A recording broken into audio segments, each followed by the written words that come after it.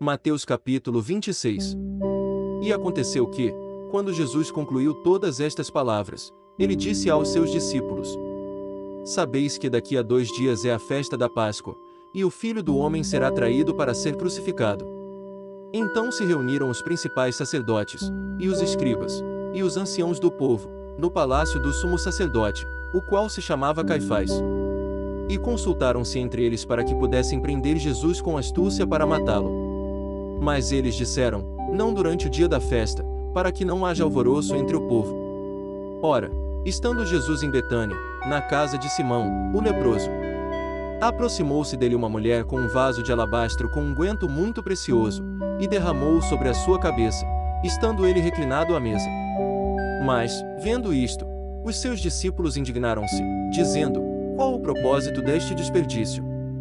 Pois este unguento podia ter sido vendido por muito, e dado aos pobres. Entendendo isto, Jesus lhes disse: Por que afligis esta mulher? Pois ela fez uma boa obra para mim.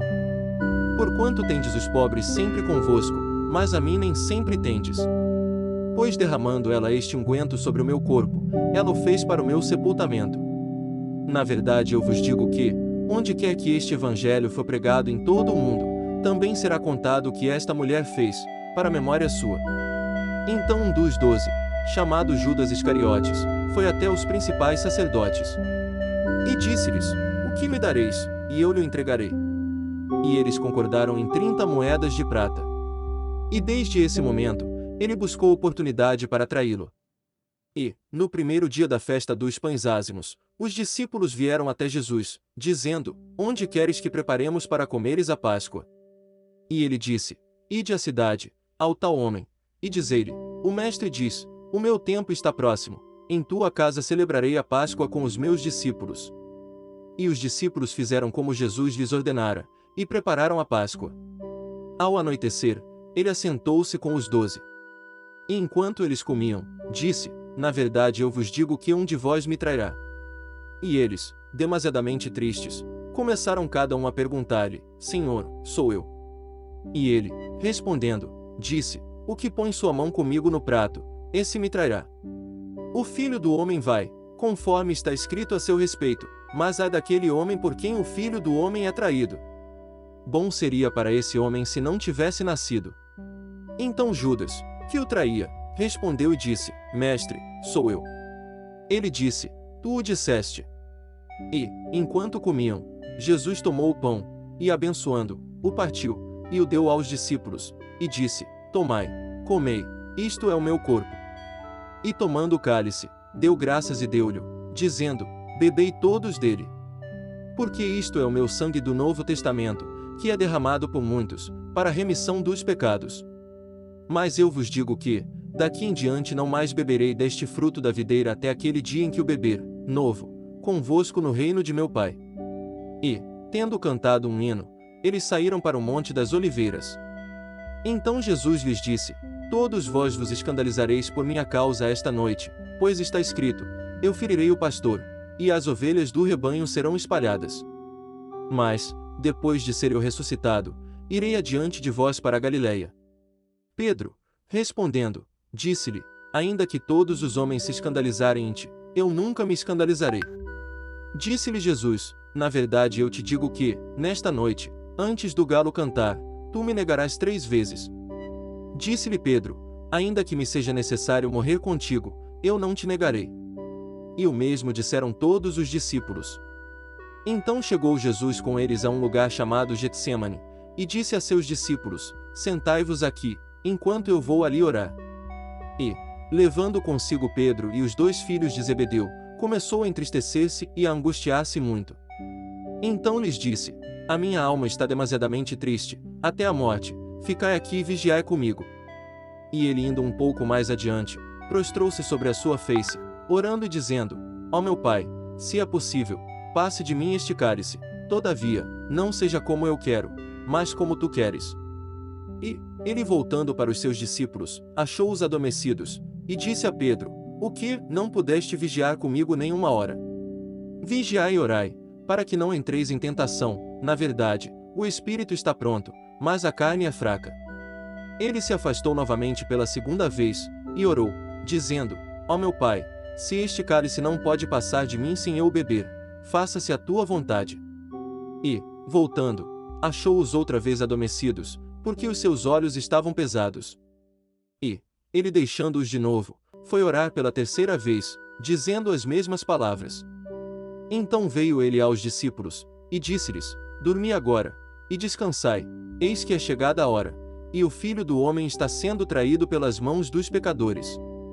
Levantai-vos, vamo-nos, eis que é chegado aquele que me trai. E, enquanto ele ainda falava, eis que veio Judas, um dos 12, e com ele uma grande multidão com espadas e bastões, da parte dos principais sacerdotes e dos anciãos do povo. Então, o que o traía lhes deu um sinal, dizendo: Aquele que eu beijar é ele, segure-o rapidamente. E logo, aproximando-se de Jesus, disse: Salve, mestre, e o beijou. E Jesus lhe disse: Amigo, por que tu vieste? Então, aproximando-se eles, lançaram mão de Jesus, e o prenderam. E eis que um dos que estavam com Jesus, estendendo sua mão, puxou sua espada e, ferindo um servo do sumo sacerdote, cortou-lhe sua orelha. Então Jesus disse-lhe: Põe novamente a tua espada em seu lugar, porque todos os que lançarem mão da espada, hão de perecer com a espada. Tu pensas que eu não posso agora orar a meu Pai, e ele imediatamente me daria mais de 12 legiões de anjos? Mas, nesse caso, como poderia se cumprir aquilo que as Escrituras dizem que deve suceder? Naquela mesma hora disse Jesus à multidão: Saístes, como a um ladrão, com espadas e bastões para me prenderes.